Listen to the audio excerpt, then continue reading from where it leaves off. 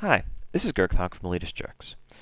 This is a narrated video of a Zul Aman speedrun that'll show you how my group has successfully approached the zone. Some of the speedrun is just a matter of, having good gear and high DPS, and there's only so much you can do about that, and there's only so much video can show you about that. But hopefully what the video will show you is some idea of the overall pacing for the run, and maybe some time-saving tricks and shortcuts to shave a few minutes off your time. Okay, so here we are at the start of the run. I assume everyone has done the zone, and so none of this is going to be new to you, and there's nothing too interesting to see here. So let's just talk a little bit about what we've got before we get into any of the technical parts of the speedrun. You'll see the group composition. We do not have a mage. We have 2 warriors. We have 2 shamans. In Group 1, Tahax is a protection warrior, and Chocula is a DPS warrior. Shabadu in Group 1 is an enhancement shaman. I'm Resto, Werebeef is Resto, and Nu is Holy Prout. The priest is a shadow priest. So we have the one heavy physical DPS group in Group 1, and Group 2 is healer heavy, and mixture between the Shadow Priest and me with Mana Spring, Mana Tide. It lets all of us keep our mana very high so we can basically chain pull. We don't have to stop to drink. Here you see we are going to start off by running to the left towards the eagle.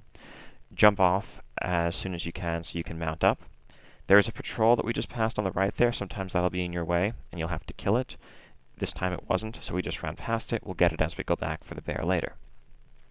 You'll notice that we immediately just charge the gauntlet, rush up, grab the first 2 pairs at the same time. Start to clump them up. I try to interrupt casts when possible. You'll see the Wind Waker there is trying to cast heals, bolts. I just shock those when I can to keep the damage down and stop them from healing. First wave of adds from the front is a pack of eagles. Second wave is a pair of warriors from behind. The way the whole gauntlet works is it alternates eagles from the front, 2 warriors from behind, eagles from the front, etc. We're just basically zerging through here. You'll see that we use our paladin, who's a holy paladin, mind you, but he does a lot of AoE tanking on these pulls, so that we don't have to worry about loose things killing our casters, so that we can AoE more aggressively. As soon as the third wave has passed, we move up and immediately try to pull the Tempest and hold the Tempest up on the steps. As soon as you've engaged the Tempest, it stops the waves coming from the front and the back. It's like pulling the boss at the end of the gauntlet in Shattered Halls. The second he's pulled, no more adds will come. So try to do that as soon as possible, because it's just fewer things to kill, less damage to do, and less overall time required. Here you see us just mopping that up, and we rush up the steps to begin to engage the boss. Okay, we pause for a moment to drink. We usually don't wait too long before we engage, but we want to make sure that no one's too desperately low. People can continue to drink after we pull, as long as they're up on top so they don't get locked out. Our range group spreads out in a semicircle around the boss, and the melee obviously are directly on him. You'll see that so far it took us 3 to 4 minutes to get here. The timer just ticked down to 16 minutes remaining. That's about what our pace usually is, and that's a good place to be here. You'll see the storm is coming up, and we clump up. We usually try to clump. Here's actually something that went wrong. We usually try to clump up right next to the boss so that we can continue to melee him while he is storming. However, if you look at the chat log in the lower right, you'll see that that time actually he started to storm a second before the storm soon warning went off in bigwigs. That's bad. I've never seen that happen before. We kind of got away with one there. Here you'll see we clump up before the storm is due to happen. Take a little bit of extra damage there from the AoE, but it's no problem. Just heal through it. We can keep DPSing him while the storm goes on. Second Bloodlust goes off. One of the advantages of 2 shamans is that usually at around 60% on every boss, the enhancement shaman will lust. Then, after that wears off, I'll swap myself into Group 1 main tank's place, lust for them. Just finish burning him down. Pretty standard. Nothing special to see here really from the Eagle boss. Just a matter of doing it quickly, making sure you don't make any sloppy mistakes. Okay, so as soon as the Eagle boss is dead, we grab our Badges of Justice. We have one person, usually the Shadow Priest, stay behind to talk to the prisoner while he drinks, but the rest of us mount up and head towards the next boss. We do all this mounted because it's just plain faster. You can mount basically everywhere in the zone once you're past the starting steps at the beginning, and so there's no reason not to. It adds up a lot over time. Here we run into that patrol that we'd missed on the way to Eagle at the start. We have to kill it now before we can get to the bear area. No big deal. And now the first pack of mobs comes down from the bear boss. and something bad happens. I think our druid there likely had some hot sticking on someone who was injured from the previous pull, or maybe was rebuffing someone. Either way, he was standing near the front.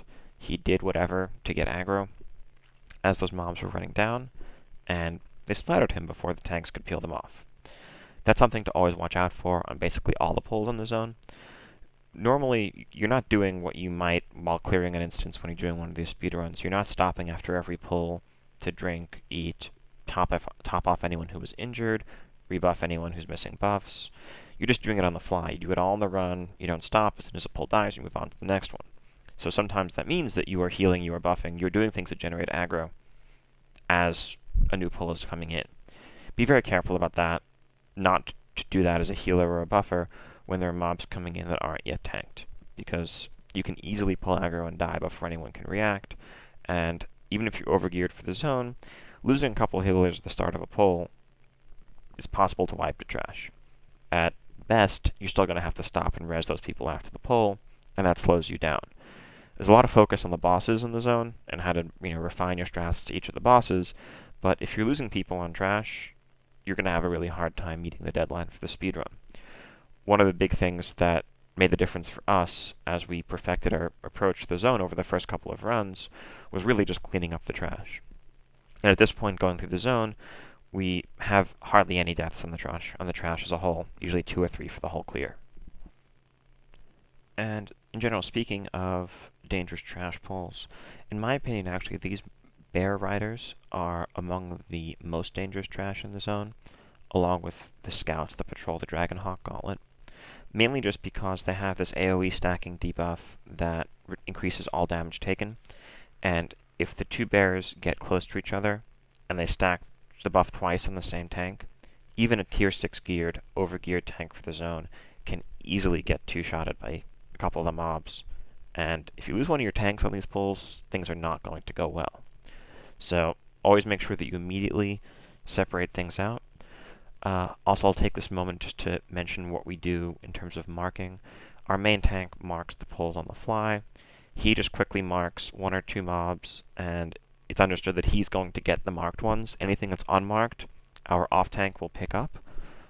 For AoE packs, that will be Nu, our paladin, and Chocula, the warrior, will grab single big mobs like these. So we just clean this up. You'll notice here that our paladin disconnected as we're finishing the last pull. He's offline. We wait a second for him. We could have just charged in and 9-man the bear boss. We don't really need all 3 healers for him, but he was logging back in and we had a bit of time to spare.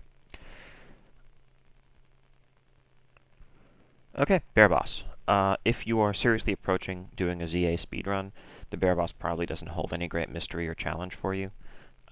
Very simple tank and spank. He's a gear check, and if you are overgeared for the zone such that you are thinking about doing the speedrun, then the gear check is just going to be trivial. Really nothing too much to say here. You'll notice that I actually probably spend as much time, if not more time, casting lightning bolts and chain lightning as I do healing. I do heal somewhat during the bear phase, just because of the silence, and there's a bit more damage going around. During the humanoid phase, our tier 6 geared tank basically takes no damage from the boss, and so we have a druid and a paladin who can trivially keep him up, and so I pretty much spend the whole time nuking. Same deal, our shaman has used his first bloodlust. My bloodlust from the eagle boss just came up, so I use it as the boss is at 30%, and it should last until the end of the fight. Just a matter of burning him down quickly.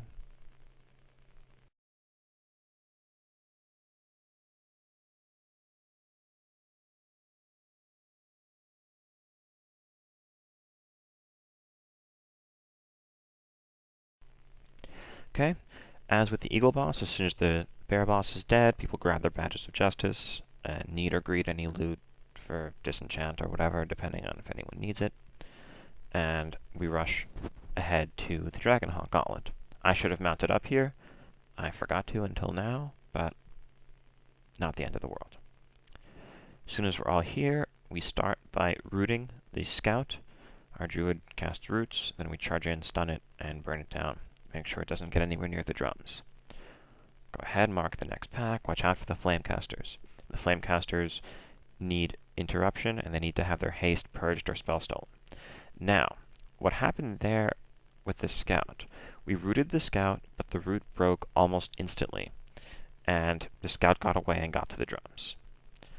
That is something that is dangerous, and the reinforcements that appear have like 100,000 health each, and they're not that dangerous on their own, but they will delay you a lot just by having to grind through them.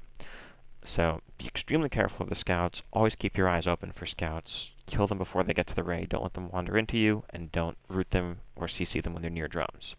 That said, if you do root it and the root breaks after a second and it runs away, sometimes that just happens. Ideally, we should have stunned or snared it, but we didn't. It's not the end of the world.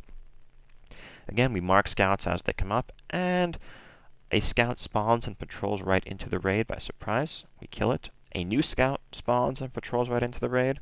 We kill that too. The original marked one is still there. We open with roots on it, snare it, charge it, kill it. And then do this Tamer and Dragonhawk patrol that has been there the whole time.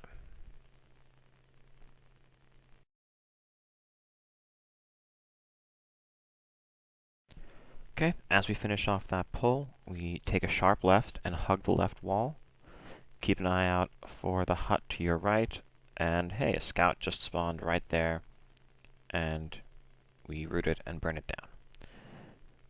This next pull is tricky. You see a scout on a hill. You can't charge in and engage that, or you'll likely aggro the next pack, so we synchronize our ranged attacks to burst it down like we just did there. Here's just another standard pack. Burn the scout down first. Make sure you have interruption assigned for the Flamecasters, because their AoE damage can add up if you have two of them doing it at the same time.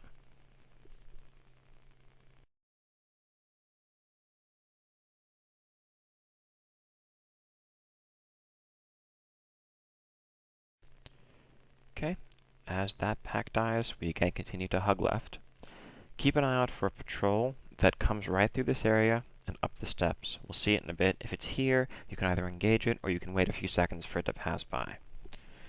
We are past the scout gauntlet now, so just a matter of charging in, being careful with the Flamecasters as always, interrupt them, purge their haste, and move in so that if the patrol comes, you do not aggro them. Now you see in the back the patrol's coming there. I tell the group to move away, move closer to the base of the steps, pick up their totems. We do. And here we are at the Dragonhawk boss with 22 minutes remaining on the timer. That is, again, a pretty good pace. New, our Paladin is particularly important on this fight.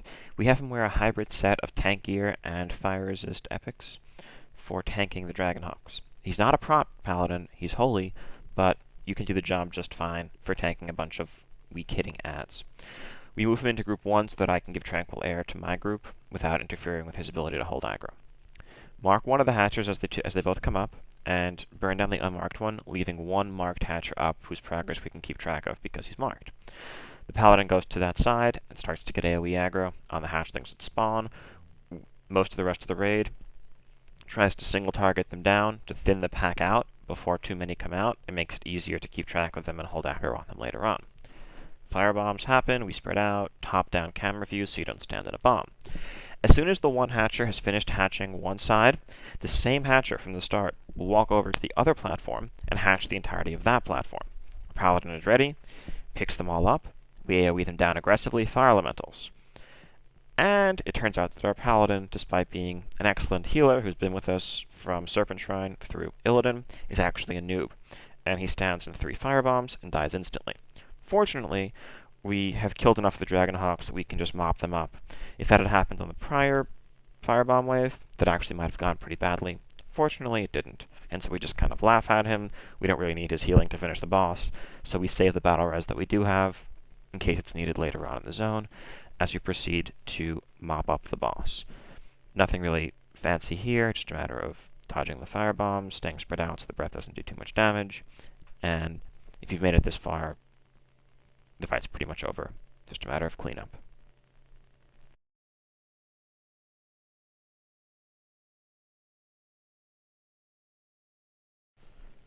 Okay, like with the other bosses, as soon as the Dragonhawk goes down, we grab our badges, mount up, and move towards the last part of the speedrun. On the way, we'll run into a 2-mob patrol, moves between Dragonhawk and Lynx. It's like the one we saw between Bear and Eagle at the start. This gives us our first look at a Beast Tamer, which has a random mind control called Domesticate. It just got used on our hunter there, who pauses to admire his sweet volley, and it increases the damage done by whoever's mind controlled. And it can be removed by a shaman or priest just via offensive dispel, and it's important to do so. You really don't want a sweeping strikes Deathwished warrior mind controlled in the middle of your raid. Similarly, you also don't want a warrior using Intimidating Shout in the middle of your raid, so warriors should try to use that ability when it's safe to do so, so that it's still on cooldown in case they get mind controlled. Here we move up, we see a patrol on the left. We just kind of wait in this corner for the patrol to pass. Takes a few seconds, but it's worth skipping it. Hug right, move up, go around this tree here, and engage an AoE pack here. This gives us a good look at the role that our paladin plays in this clear. He's basically in full tank gear. Again, he's a holy paladin, not protection, but all it really takes is some consecrate with pretty high spell damage and such to make AoEing much easier and faster. And there are a lot of non-elites in large packs in this quadrant. That also lets our DPS warrior DPS full time, and it speeds things up a lot in general. Here we thread the needle between those mobs on the left and right and rush ahead until we hit this next patrol. It's a pretty harmless patrol, just one Beast Tamer and some weak Crocolisks, though you do want to try not to accidentally aggro the Crocolisks that are neutral and passive in the lake on the right through Seed of Corruption or whatever, just because the last thing you need in a speedrun is more mobs to kill, even if they're not individually strong. Here we see the first of 5 pulls of elite lynxes that spawn in as you run ahead. You want to have your tanks up front, and you want to make sure that as you're running through this area, people are not healing or buffing or doing anything that's going to generate aggro on the newly spawned mobs. The last thing you want is 5 lynxes rushing past your tanks and blowing up a healer. Again, using a paladin here is very helpful. We have our single target DPS assisting our protection warrior, while the rest of the raid lets the paladin get good AoE aggro, and then seed spam and such begins. It makes these pulls overall much faster. A 2 Beast Tamer patrol comes in, we pick him up, and again, make sure to always purge. There, I get mind controlled and I get purged, and just make sure that that doesn't disrupt our raid too much as we finish them off.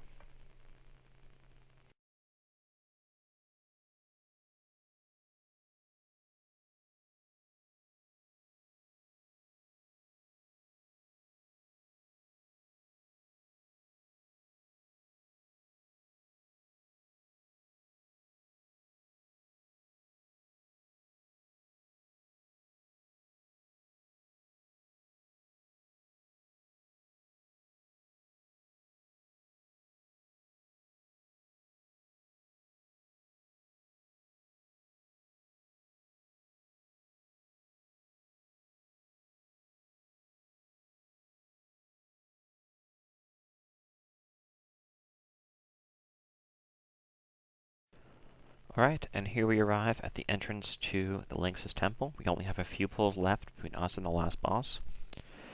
Pull that first pack down to the bottom of the steps and engage it here. And again, you'll note that we have 11 minutes left right now, which is just plenty of time. So we don't necessarily have to be too reckless, but this is a good time to stop and sort of gauge where you stand. If you've got 5 or 6 minutes left here, you're going to cut it very close, but it's possible. If you have less than that, you're probably not going to finish in time. But if you're right on that bubble, then you want to be really, really aggressive. You don't really have much to lose. You know, just pull as quickly as you can, as recklessly as you can. Every second counts. If you screw up, well, you had to do it anyway, but at least you came close and probably learned something that'll let you do it the next time. Here we rush ahead and duck into this left alcove. There are 2 static 3 pulls in the Lynx's room and 1 2 Guardian patrol. Here we get the first 3 pull and wait for our tank to grab the next. We do that.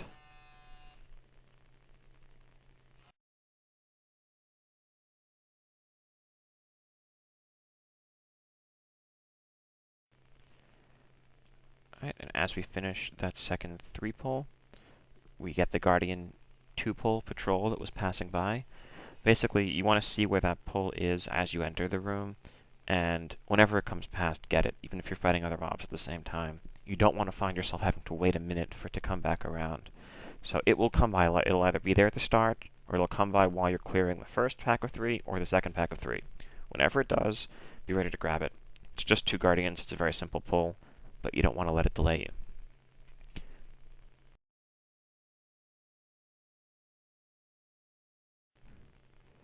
Alright, and here we are at the Lynx boss. If you have a gear level sufficient to be attempting the speedrun, you probably will need about 3 minutes, maybe a bit less, to finish this. If you have 3 minutes remaining on your timer, it'll be close. If you have 2 minutes, probably not going to happen. If you have less than that, then sorry. Really, there's nothing special to our strategy here. The one thing that we didn't always do at the start is just to keep all DPS on the humanoid Halazi at all times. Just off-tank the Spirit of the Lynx, don't try to kill it, or to DPS it down. Every time he splits, you can choose between either hitting the humanoid or the Lynx, and whenever one of them gets low, they'll merge back in, and the next 25% phase will begin. The big difference is just that the human is fully raid debuffed. He's going to stay sundered, he's going to stay cursed, fairy fired, all that, and that drastically increases your raid DPS. He has full dots on him, etc. Don't switch targets, just keep burning him down. Use the Bloodlusts as usual. Make sure you kill totems as soon as they pop up. But again, if you've made it this far, you really probably don't have much to worry about here. Okay, just finishing up now. You see we have 5 minutes left. It's certainly possible to get closer to 10 minutes remaining if you do it perfectly and you only bring 2 healers, but at this point we're just trying to get bears for everybody, and so we play it safe by always bringing 3. And that is Zul Aman's speedrun. I would just like to thank the group that I've done the zone with the last couple of months for making it really a pleasure to do every week. And thank you for watching. And good luck.